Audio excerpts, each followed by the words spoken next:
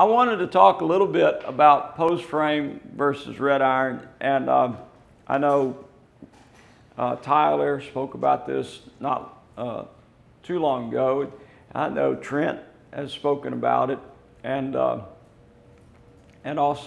Mr. Lee talks about it. But I'm going to put my 2 cents in. If you notice, I'm hoarse. I'm hoarse a lot, I guess, because I'm old.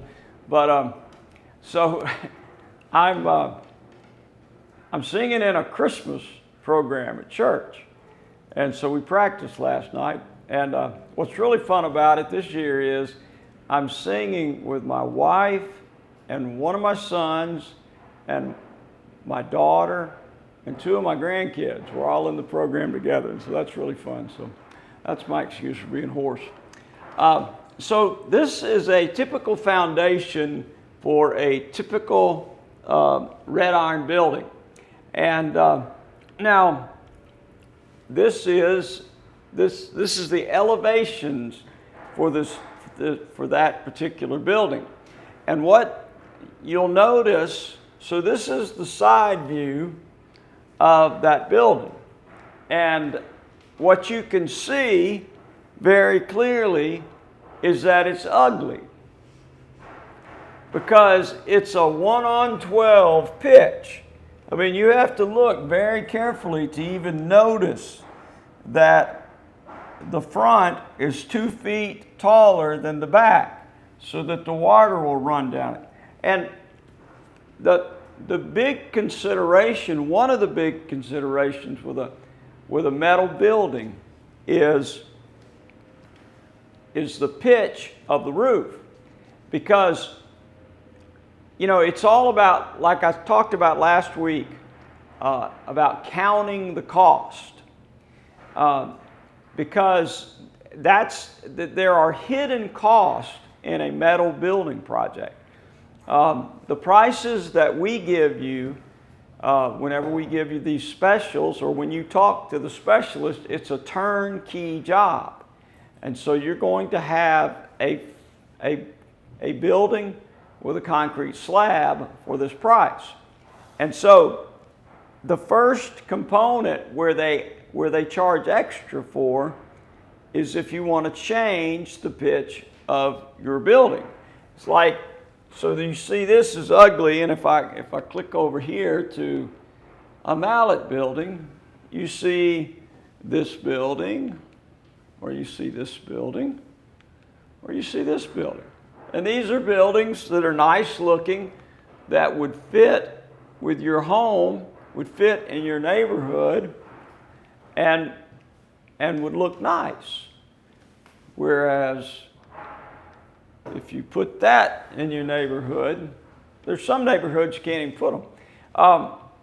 They have ordinances against flat metal buildings. There are towns that have ordinances that have been passed to, so you have to dress up the metal building. Now, so like this is a metal building. You see, this is the same flat, ugly building, but you see this line right here? That's the slope of that building. And so it's hidden behind this brick facade. But the kicker is, the brick facade is extra. And so so that's the second extra is facades. And then when you start talking about the concrete slab, you know, in the engineering world, there are things such as engineering standards. And it's kind of like we do it like that just because we do it like that. Now, that's not to say that it doesn't have engineering science behind it, because it does. Sometimes it might even be more stringent than it needs to be. You know how engineers are.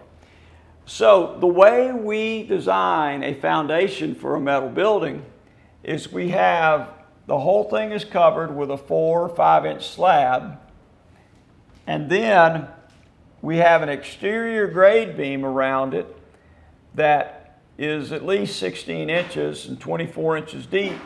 And then by every one of the columns, we have a 3 foot by 3 foot by 3 foot chunk of concrete.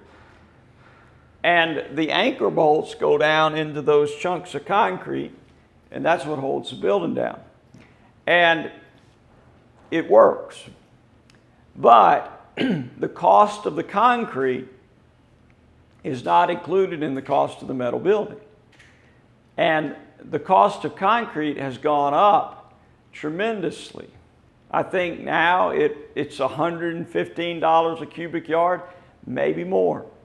The labor has gone up, up, up. And so that's the next hidden cost in a metal building project. So the first one was to change the pitch. You know, if you say, hey, I don't want a flat pitch, I want a pitch like that. Well, you can't even hardly get a metal building at a 5 on 12.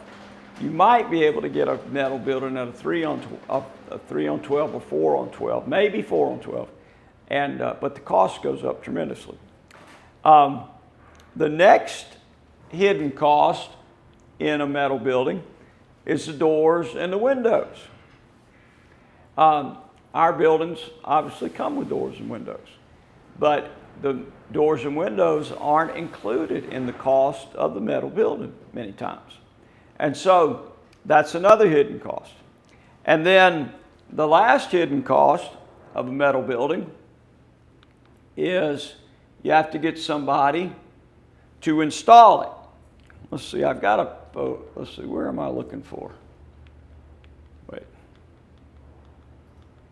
Okay, so somebody comes in and they install these big columns, they install the purlins, they install the rolled insulation, they install the sheeting. And it's very similar to our building because our building also, you know, we have columns. Our columns go down into the ground instead of being connected to the bolts. We have purlins, we have insulation, and we have our components. So it's a very similar product, really, and it's just that our costs are all right there. When you start talking metal building, you have to count the cost. And another hidden cost of that metal building is a lot of times you have to get a general contractor to coordinate all this. You have to have a general contractor that's going to oversee the concrete work, that's going to oversee the erection of the building, putting it up. And by the time you do that, they're going to charge their 20% overhead. And so there's just cost after cost after cost. So, and as I have said about other projects, you know, this is me. This is AI generated. Someone had the nerve to say, Darrell, is that really you dancing? I mean, you really think, I mean, you guys know me by now. You think that's me. No, it's not me. But our building accomplishes all the things that the metal building would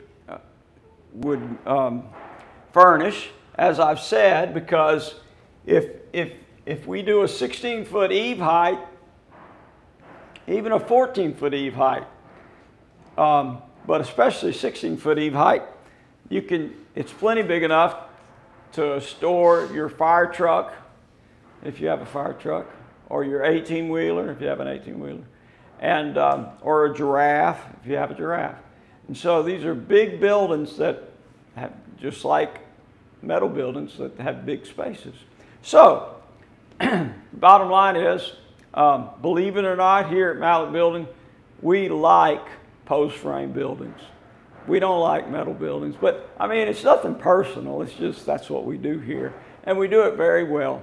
And so I hope you'll consider purchasing a post frame Mallett building, not a metal building. So, well, y'all have a good week.